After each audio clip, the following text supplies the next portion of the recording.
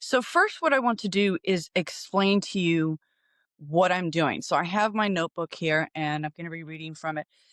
I've created a scientific experiment kind of thing, like a Jane Goodall kind of observing the world around me through the lens of energy types and seeing how that goes. So, I've created like a an outline for me to go on, and I want to give you an idea. I want to tell you more about that so then you understand how my experiments are going to run and what kind of things I'm going through in my head and on paper as I go through these experiments. So, in my notebook here, my field notebook, the layout that I have is the first thing is a curiosity spark. So, that's what's catching my attention.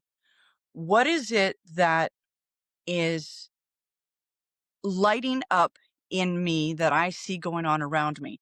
So, why do some conversations open instantly? Why do certain places feel energizing? Why do some people invite insight and others don't? So, questions like that. And then I'm going to write a title experiment. So, my conversation energy experiment. And the second thing is the hypothesis. So, this is where curiosity is going to turn into that test. And this is where I write down what I think might happen, not what should happen or what, I may happen. It's what I think is going to happen.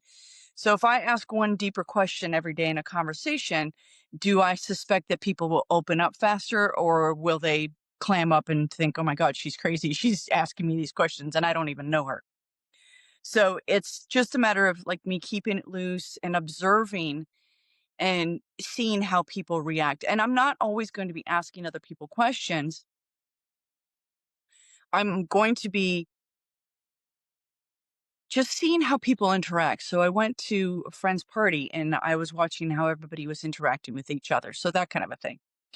And then I'm going to write down my field notes. So this is the most important part. This is probably going to be the most important part that I share with you. And that's just observations as they happen. So short bullet points. I'm at the coffee shop, 8 a.m. There's two strangers talking. The energy is relaxed. The barista is asking personal questions.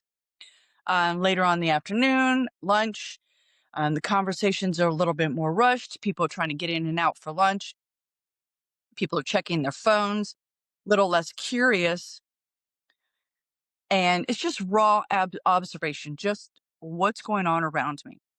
And then the next thing is the energy observation. So it's me noticing how the energy is between, say, these two people that I see at the coffee shop, or between myself and somebody that I'm talking to.